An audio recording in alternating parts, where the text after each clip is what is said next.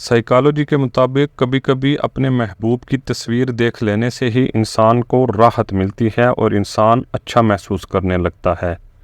Psychology کہتی ہے کہ کشش والا پیار زیادہ سے زیادہ 2-3 مہینے ہی چلتا ہے، وہ جتنی جلدی ہوتا ہے اتنی جلدی ختم بھی ہو جاتا ہے۔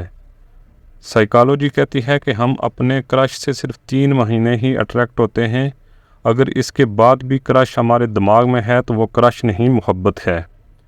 سائیکالوجی کہتی ہے کہ انسان شک بھی زیادہ اسی پر کرتا ہے جس سے سب سے زیادہ محبت کرتا ہے۔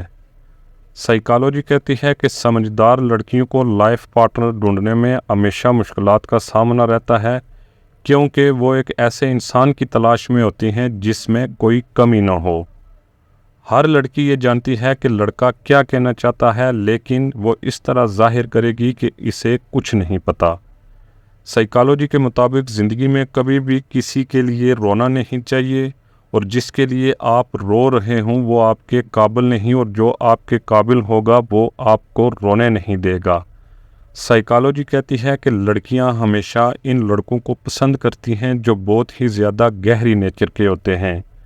سائیکالوجی کے مطابق جس سے ہم محبت کرتے ہیں اس سے ہم بہت زیادہ بات چیت کرنا چاہتے ہیں، چاہے ہمارے پاس بولنے کے لیے کوئی موضوع ہو یا نہ ہو۔ سائیکالوجی کے مطابق اگر کوئی انسان آپ کو چھوڑ کے جانا چاہتا ہے اور آپ اسے زبردستی روکتے ہیں تو تمام مسائل کی ابتدا یہیں سے ہوتی ہے۔ نفسیات کہتی ہے کہ جب آپ اپنے محبوب سے بات کر رہے ہوتے ہیں تو ایک خاص قسم کی مسکراہٹ آپ کے چہرے پر خود بخود ہی آ جاتی ہے۔